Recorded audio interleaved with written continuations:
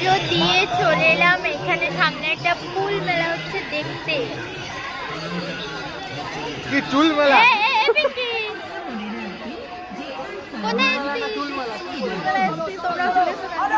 হ্যাঁ, কার্তিকে হচ্ছে। একটুখানি ঘুরে চলে যাবো কারণ দেরি হয়ে গেছে, বাড়িতে যেতে হবে।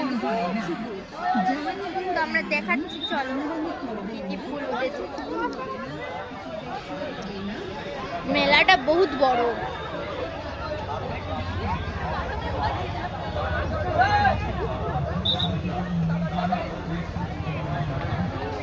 ওটা কিসের দোকান?